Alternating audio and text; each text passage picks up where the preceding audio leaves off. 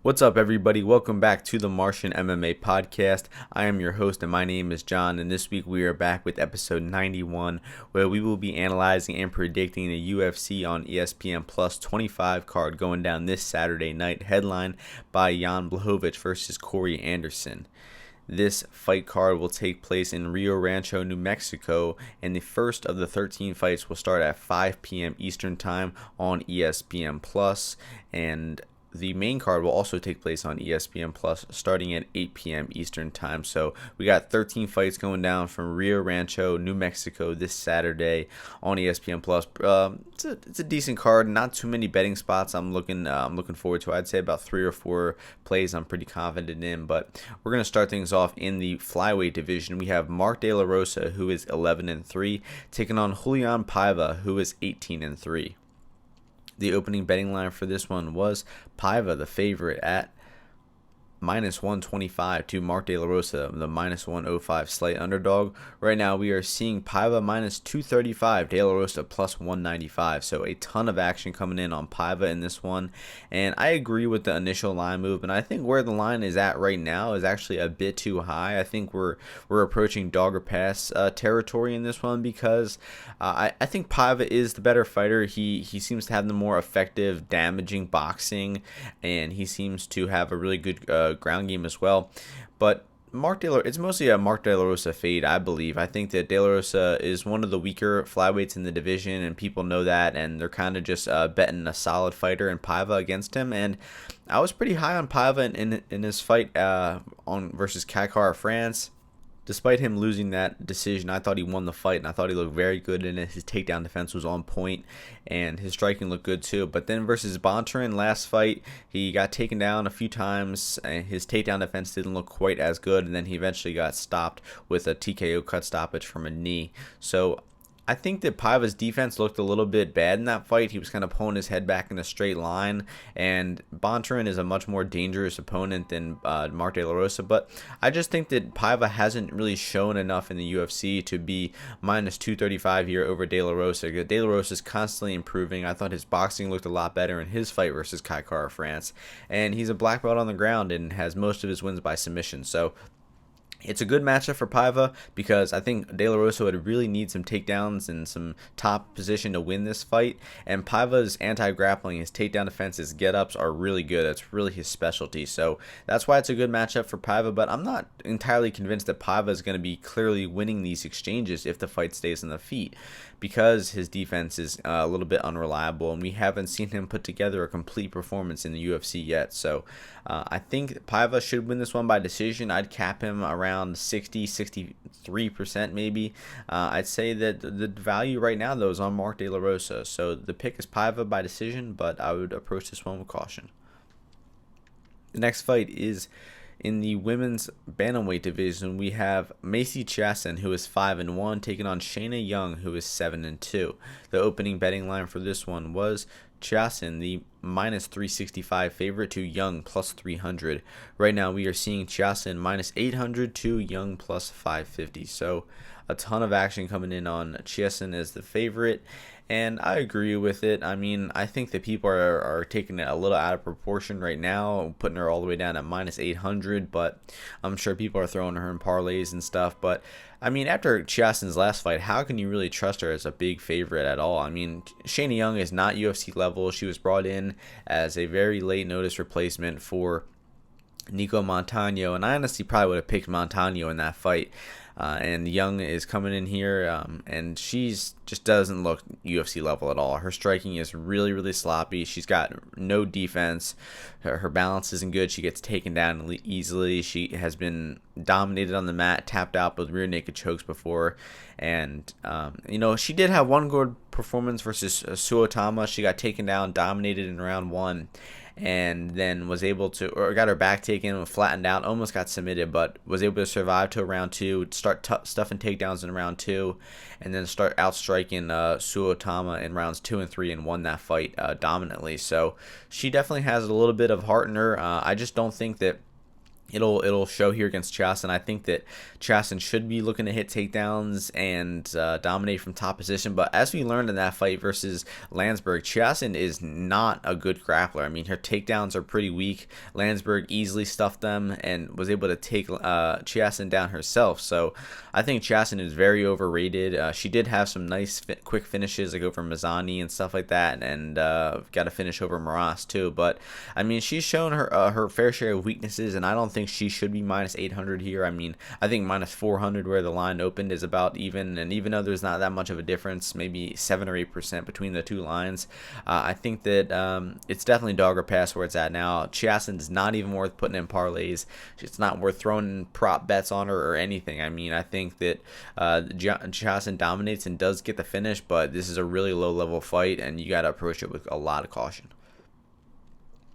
The next fight takes place in the bantamweight division. We got Casey Kenney, who is 13-1-1, taking on Merab, who is 9-4.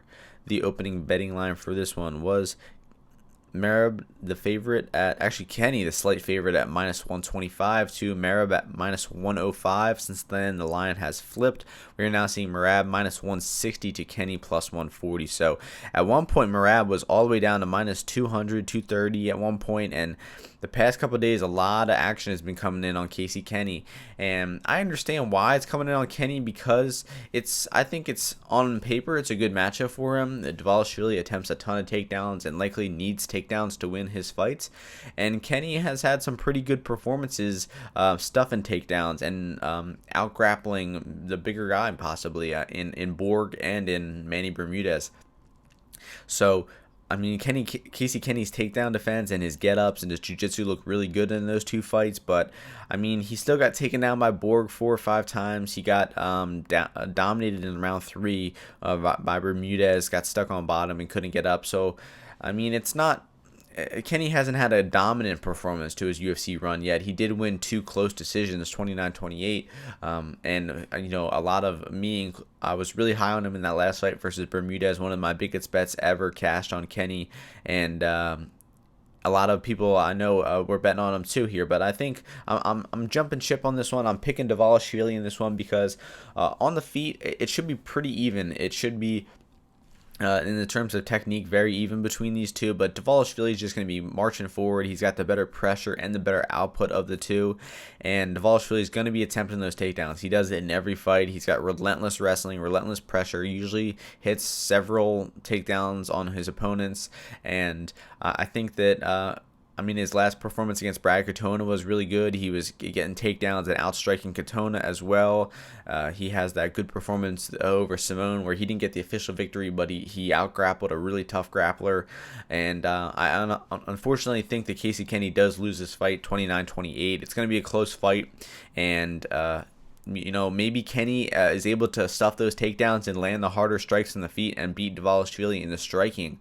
But in terms of the grappling, I think that Dvalishvili will win those exchanges. The takedowns will probably sway the rounds, and he likely wins this decision. So I'm going to be picking Merab in this one. And in terms of the betting window, I'd say that it's probably I don't know about favorite or pass right now. I'm just passing on this fight in general. I'm a big fan of both of these guys, so I'll probably just sit back and enjoy the fight. And I understand that late action coming in on Kenney though, because the performances that he has had lately do warrant him getting bet down at that plus 180 and 190 price that he was at earlier in the week. So it's an accurate line in this one, and I'm picking Dvalishvili. The next fight takes place in the light heavyweight division. We have Devin Clark, who is 10-4, taking on Clark-Townsend, who is 21-10. The opening betting line for this one was Clark, the favorite, at minus 230, Townsend plus 170.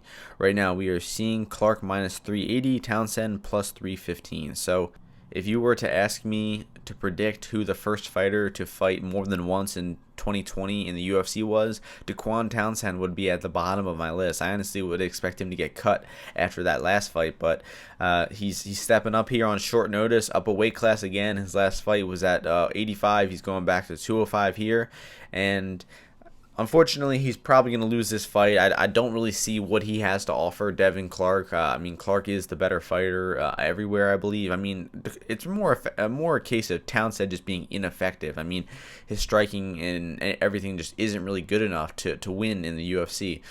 So maybe he makes me look like a fool here and he catches Clark with some crazy finish in the feet. But I mean, Clark, he does have some wild fights. I mean, he does tend to get wild and brawl a little bit on the feet, but I mean, he can hit takedowns. He's got a good wrestling game, a good top game, and he can fight the full 3 rounds. He can win fights in the clinch like he did versus Mike Rodriguez.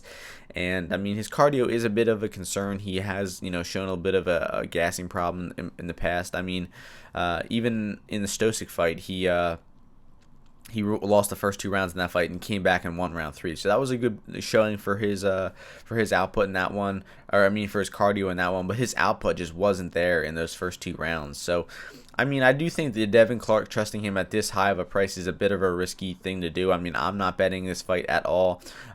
Probably wouldn't even advise putting Clark in parlays at this point, but I do think that he should dominate Townsend. It's more of a fade of Townsend. Like I said, I just haven't seen anything effective from Townsend to think that he can win a fight in the UFC, let alone against a pretty decent opponent in Devin Clark. So Clark's better everywhere the fight goes. He should hit takedowns and dominate from top position. That's definitely where Townsend's biggest weakness is. And I don't think Clark gets a finish in this one, and he'll probably just coast to a nice decision victory. So the pick is Clark by decision. The next fight takes place in the lightweight division. We got Scott Holtzman, who is 13-3, taking on Jim Miller, who is 31-13. The opening betting line for this one was Miller, the slight favorite, at -125 to Holtzman -105. Right now, the line has flipped. We are seeing Holtzman -150, Miller +130. So more action coming in on Scott Holtzman. He actually opened up as a slight underdog in this one, which is pretty crazy to me, honestly.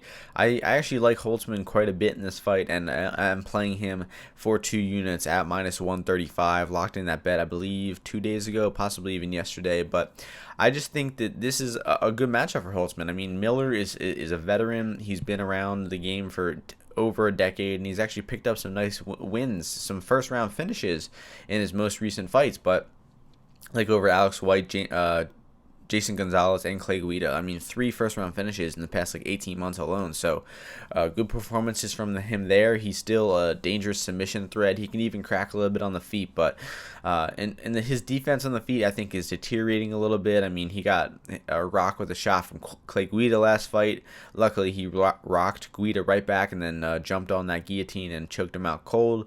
So it was a great performance from Miller, but it was a bit of a wild little 45-second fight. I mean, he easily could have gotten slept himself that fight. So I just think Holtzman is really improving fight to fight. I mean, he dominated Dong Hyun Ma in his last fight, even though he got caught with a few punches in round 2 of that fight. And you look at his last loss versus Nick Lentz. I mean, Lentz was relentless with the takedowns. He attempted like 15, 20 takedowns in that fight. Holtzman was defending some, getting back up to his feet from some, but eventually was just outgrinded against the cage in that fight. But Miller just doesn't have that type of grappling. He's not the type of guy to hit shoot 10 takedowns a fight. I mean, he can blast a double leg, and he can hit some takedowns from time to time, but he's not one to use it as a game plan where I don't see Miller taking Holtzman down over and over and over again. And on the feet in this one, I just think Holtzman is the quicker striker at this point in their careers. Miller's defensive issues are definitely a concern, and I think that Holtzman's boxing and his striking overall is just really honing in, and he's getting better a lot, and you can see that in his fight. So I think Holtzman is the much more physical fighter at this point in his career. I think he's got a lot left in his career, and he's really in his prime now, while Miller's on the outs of his prime now. I do like the fight in terms of matchup as well, besides just their physicalities at this point. I think Holtzman will outstrike him on the feet. I think that Holtzman can avoid getting taken down. The only really chance I see Holtzman losing this fight is getting taken down in a back take or something like that. Miller can submit Holtzman, but I think that Holtzman avoids that submission, avoids the takedown, outstrikes Miller on the feet, and wins the decision here. So the pick is going to be Holtzman. The next fight takes place in the bantamweight division. We have John Dodson, who is 20-11, taking on Nathaniel Wood, who is 16-3. The opening betting line for this one was Wood, the favorite, at minus 170 to Dodson plus 140. Right now we are seeing Wood minus 155 to Dodson plus 135. So line margins tightening up in this one. Two-way action coming in on this fight. And I agree with a little bit more of the action coming in on Dodson in this one. Initially, I thought that this would be a good fight for Wood. He's the much younger fighter in their careers. He's got a little bit of hype behind him, but neither of these guys have actually fought in a long time. 11 months for Wood and a whole year for Dodson. And if you look at Dodson's past few opponents, man, they are elite level competition. I mean, Moraes and Yan and Rivera. Wood loses to all those guys, and Dodson still looked very competent in those fights. He gave those guys tough fights. He's still very fast on the feet. He's got good boxing fundamentals. He's hard to take down, and I just think this is a very tough matchup for Nathaniel Wood because on the feet, Dodson is just hard to deal with. I mean, it took some really experienced boxers like Peter Yan and like Jimmy Rivera to outbox Dodson on the feet because his speed and his movement is just so hard to hit him. And then his takedown defense is really good. I mean, career flyweight and bantamweight, some really hard, tough divisions with a lot of great grapplers, and he's got a career takedown defense of like 82%. So John Dodson's takedown defense is good, and it should hold up in this fight. And Wood tends to need takedowns and top control to win his fights. I mean, he usually wins his fights by out-grappling guys. And I think that there's no question that Dodson has fought to better competition, that Wood really hasn't been tested by too legit of an opponent in the UFC yet. I mean, he has beat some decent guys like Ewell and Quinones, but I think that Dodson will be a whole nother test for him. And this is a huge step down in competition for John Dodson, and I think this is a very winnable fight for him. So I think that in terms of betting on this fight, I think that the value is on Dodson at this point. He is sometimes a frustrating fighter to watch and to bet on because his volume and his output just isn't what it needs to be sometimes. Sometimes he'll be in a fight, it'll be really close, and he's just not throwing enough to edge those rounds and to win the scorecards. So you always got to be concerned about that, but I would feel much better betting Dodson as a dog than I would laying that chalk on Wood as a favorite. So I think that I'm going to go with Wood to slightly edge a decision in this one, 29-28, because I think that the physicality of him and his youth will I don't know, maybe find him a way to win this fight. It sounds kind of like a stupid prediction, but I mean, these are going to be close rounds, and Wood might be the aggressor in these rounds and be able to edge those rounds, and Dodson is a former or a lifetime New Mexico resident. This fight is in New Mexico. The scorecards could be all over the place in this one. So I'm going to slightly lean with Wood to win a 29-28, but I'm definitely advising not to bet Wood as a favorite in this one. I don't really see too many circumstances where he looks like minus 160 in this one, unless he maybe catches Dodson off balance and starts hitting takedowns and is able to out-grapple him. So I think Wood we start to see Wood look a little human in this fight, and he starts to look like not too hot of a prospect anymore, and we're going to realize that John Dodson still has a lot of skills left in the tank. So Wood's the official pick, but it's dog or pass. The next fight is the last prelim in the welterweight division. We got Tim Means, who is 29-11-1, taking on Daniel Rodriguez, who is 10-1. The opening betting line for this one, it was Means the favorite at minus 190 to Rodriguez plus 150. Right now we are seeing Means minus 280 to Rodriguez plus 240. So more action coming in on the favorite Means. I understand the line movement. You got a established UFC veteran who had a full training camp coming in, taking on a newcomer who's coming in on short notice. And I mean, right off the bat, I mean, Daniel Rodriguez looks pretty sloppy. I mean, from the fights I saw him on tape, his boxing looks sloppy. I mean, his defense looked pretty non-existent. He got taken down. I mean, he did pick up some wins. He has submission wins on his record, and he's not hopeless. You know, he can win this fight. I mean, I counted Chaos Williams out last week versus Morono. This very, very similar scenario. Morono seemed like the better, well-rounded fighter. He had the more UFC experience. He had a full training camp.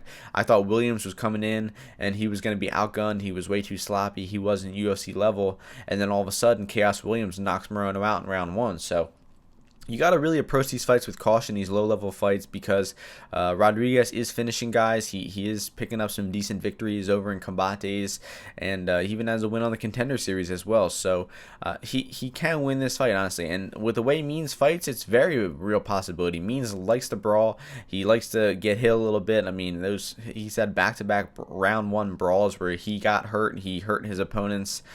He got knocked out by Price, and then he knocked out Alves in his last fight. But I mean, if you're getting stunned by Thiago Alves in 2019, I mean, your defense and your chin is not the best. So I think Means wins this fight. I think he's the better striker, the better grappler. He's got the better technique all over the place, and I think it's gonna be a crazy brawl. I mean, I think Means is gonna be trying to get him out of there early with his boxing, and it could potentially turn into a slugfest where Means could get knocked out. So in the betting window, it's dog or pass. I think that Means is not even worth a parlay piece at this point.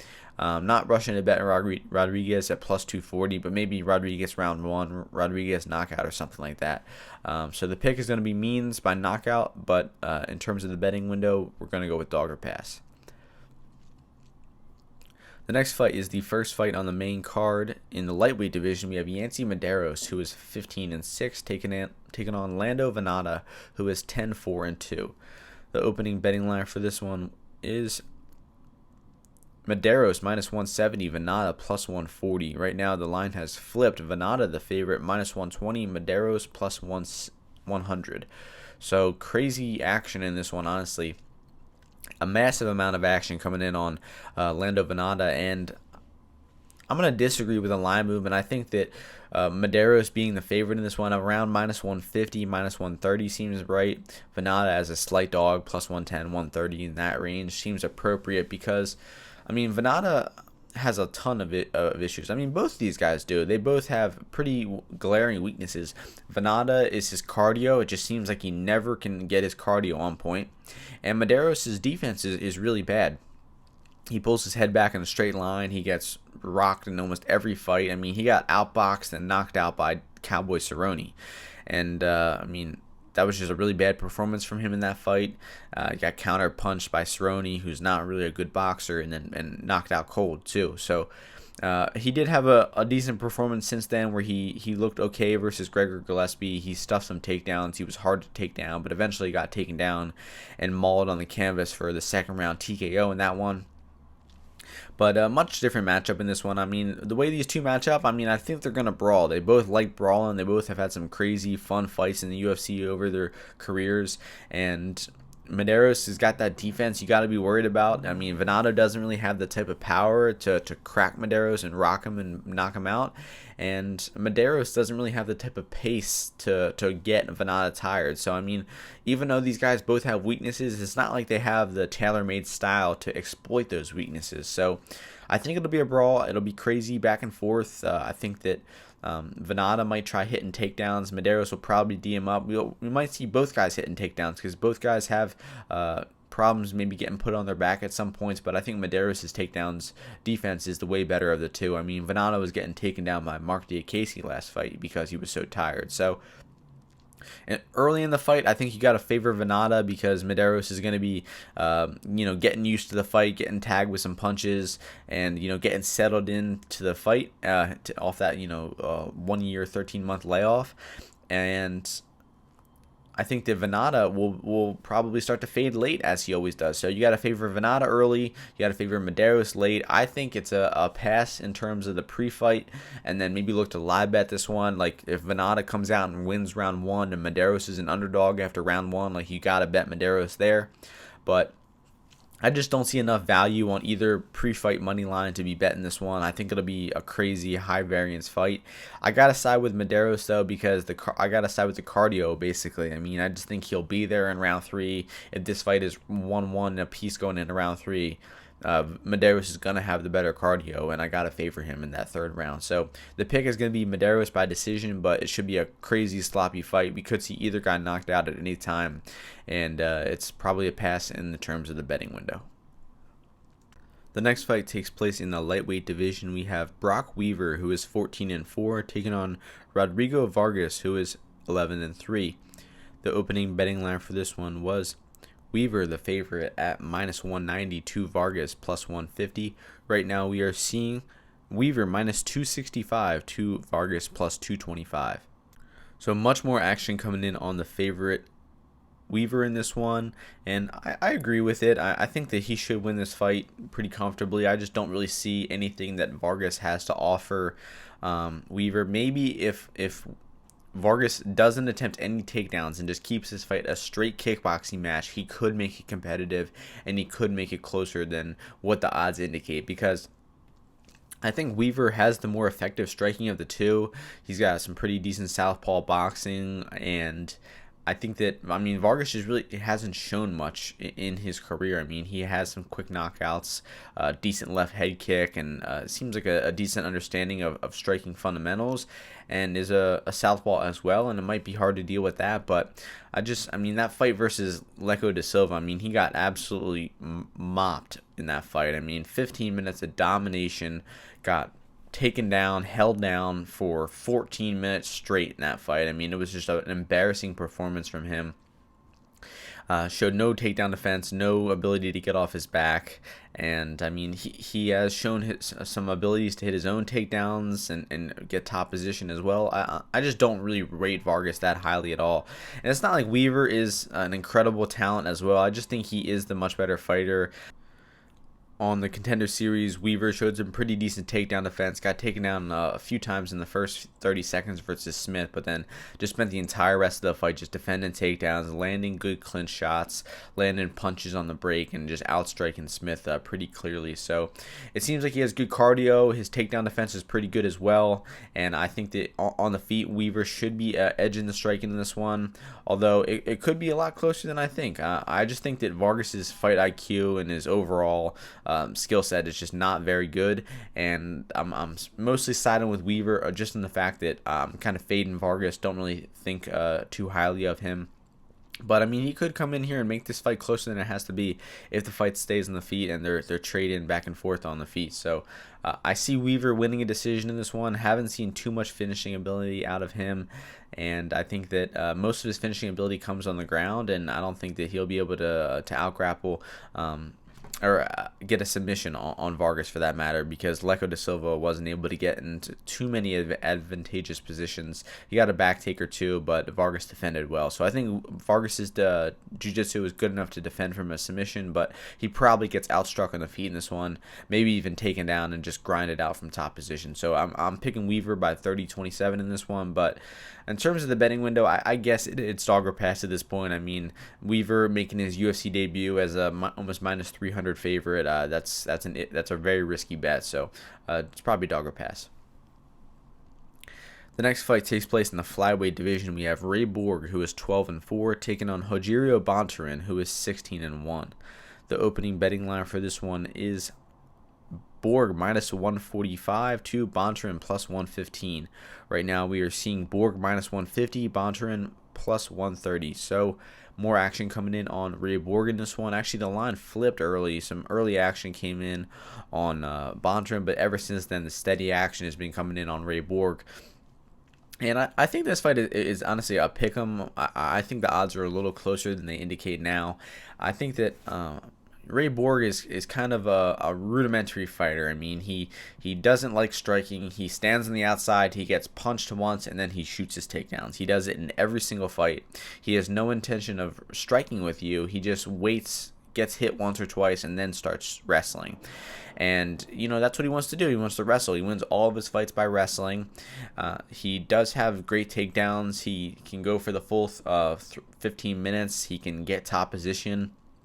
But there are some major if factors around Borg, and the thing is his top position isn't that great. Sometimes he gets those takedowns, but he can't turn them into top position, and then that's how he lost the fight against Casey Kenney, is because he was expending all this energy to get Kenney down over and over again with these big slams, but Kenney just bounced right back up to his feet and kept the fight in the clinch. So and then that fight with Silva, last fight with Borg, I mean, he lost round one of that fight.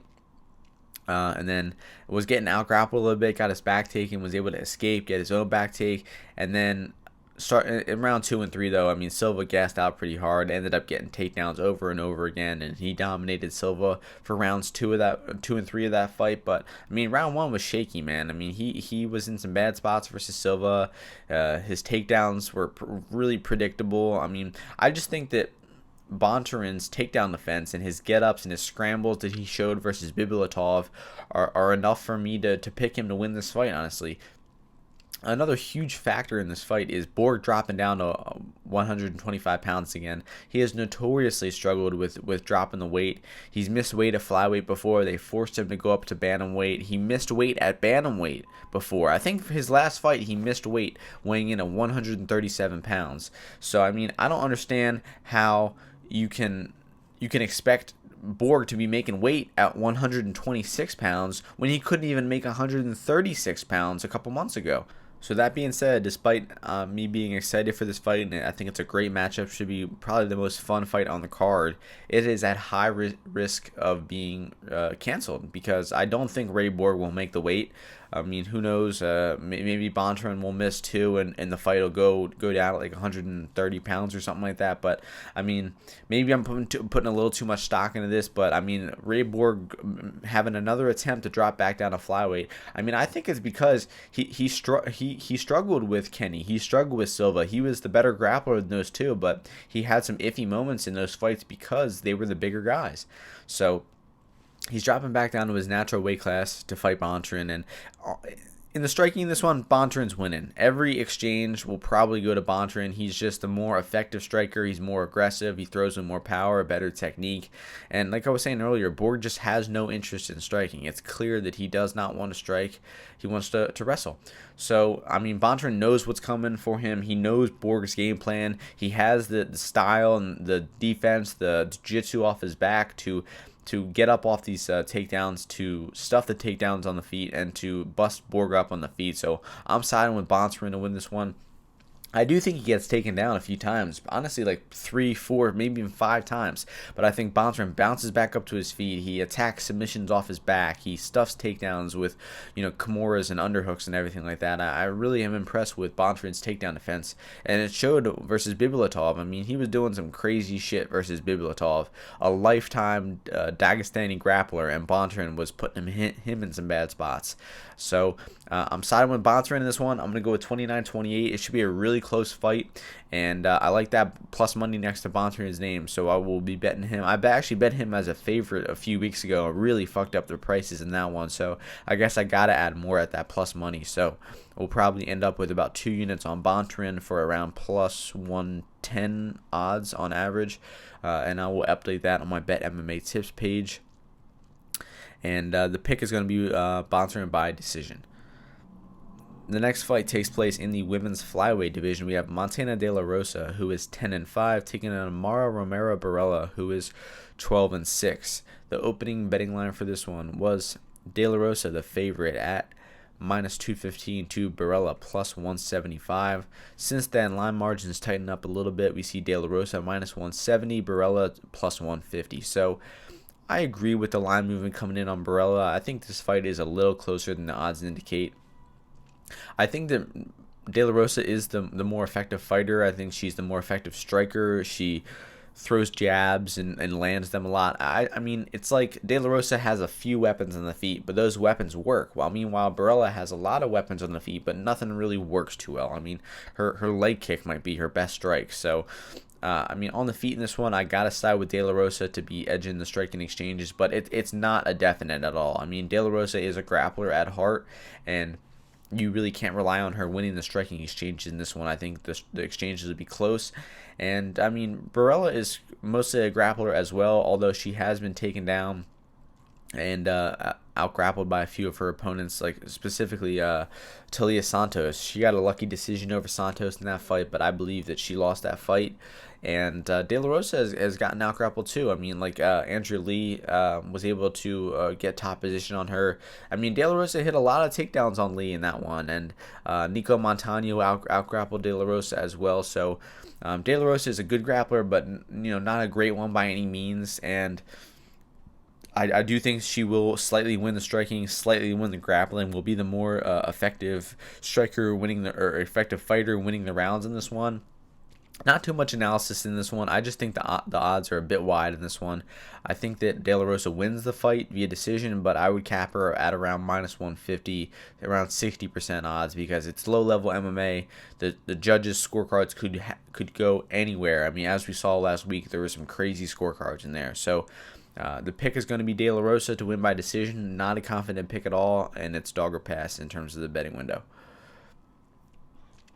The next fight is the co-main event of the evening. In the welterweight division, we have Diego Sanchez, who is 29-12, taking on Michel-Pereira, who is 23-10. The opening betting line for this one was Pereira, the favorite, at -165 to Diego Sanchez +135. Right now, the line's just about the same. We're seeing Pereira -160 to Sanchez +140. So, two-way action coming in on this fight.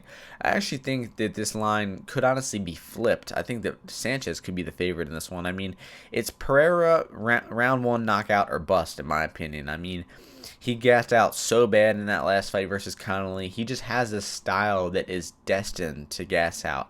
He likes chasing the early finish. He likes doing acrobatic, crazy moves in the octagon. Backflips, moonsaults, jumping off the cage and shit like that. He's very unorthodox, but it's very ineffective, honestly, too. I mean, the flying knee is an effective strike. He does have some throw some hard punches from time to time, like he rocked Andy Roberts with the right hand.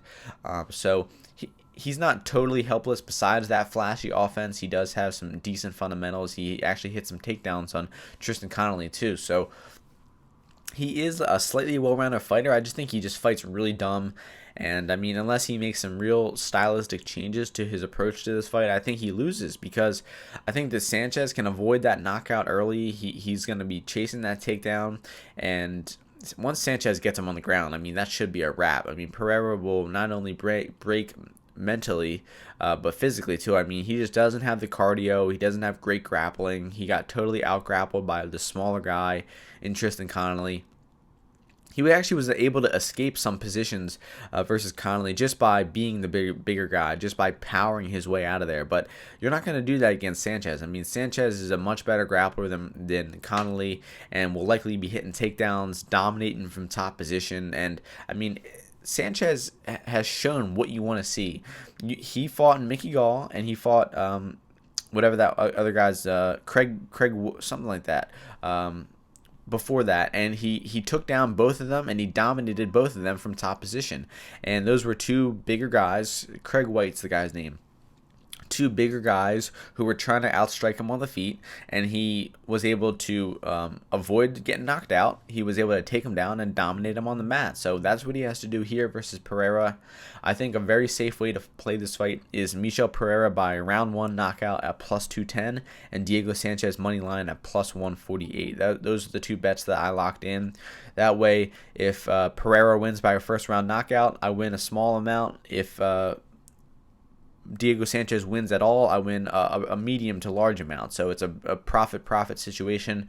The only time I lose is if Pereira wins by outside of the first round, and I don't think he has the cardio to do that. I don't think he has the style to do that. Maybe I get fucked by some round two knockout, early round two knockout or something like that, but I don't think it happens. I think that once Sanchez gets Pereira down, he should run away with the fight from then on. So I'm picking Diego Sanchez to avoid that flying knee, avoid that early knockout in round one, hit takedowns, dominate from top position, and possibly even get a submission.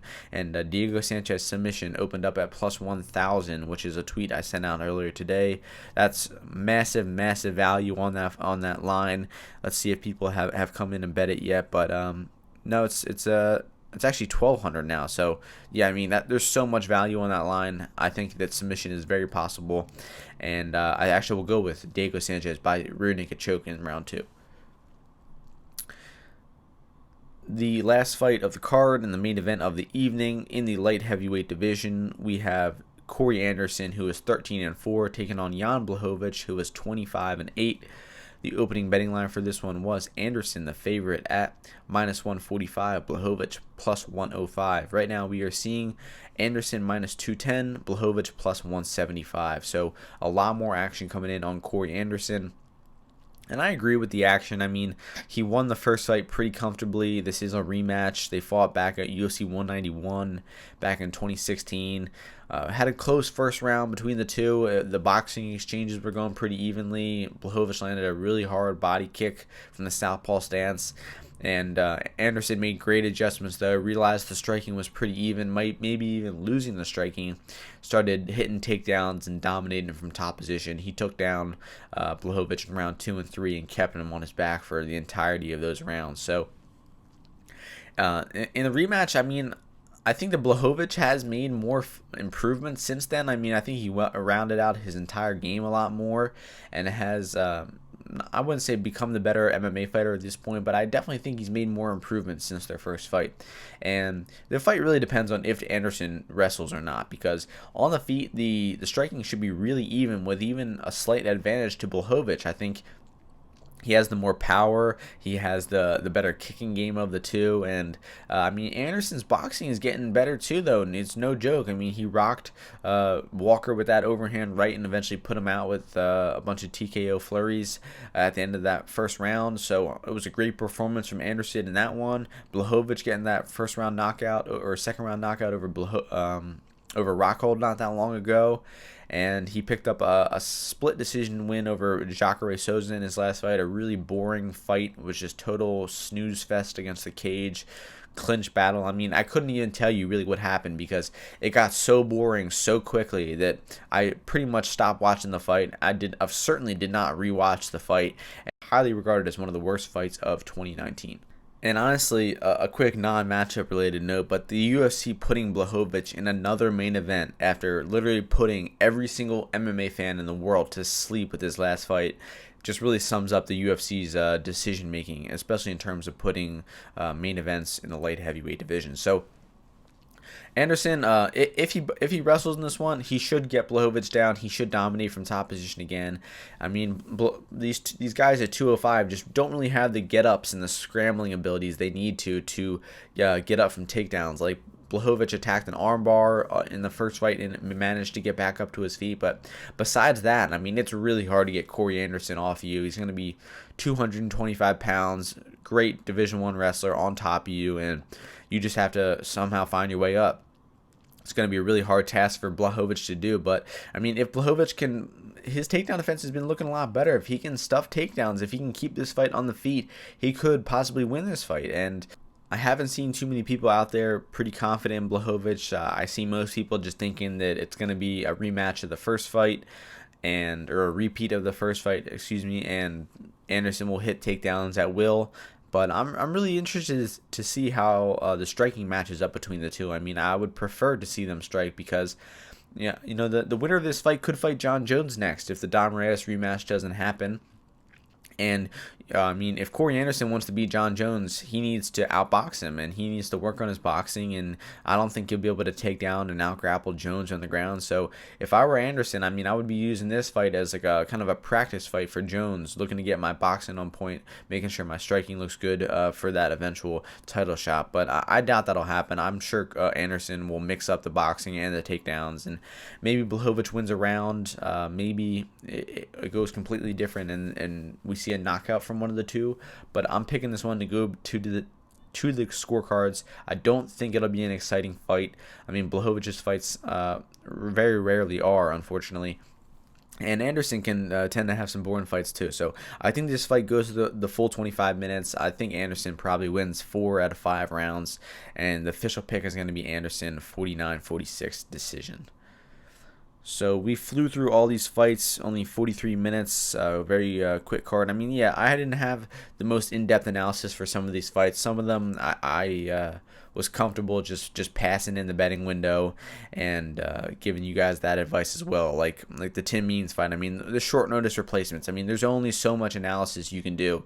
The Chiasson-Young fight, the Rodriguez fight, you know, all those short notice fights. You don't want to be diving too much into them when there's not that much to talk about. So the bets for me in this card are going to be a 2 units Scott Holtzman minus 135, 2 units Bontorin plus 110, And we got that Pereira round 1 Sanchez money line bet, and I will update all the rest of my bets on the betmma.tips page, and you can catch me over there. So you can catch me on Twitter at UFO_UFC, and that's where I post everything, all my discussions and everything, and the links for the podcast. I want to thank everybody for tuning into the podcast this week, and I will see you all next week before the next UFC card. Peace.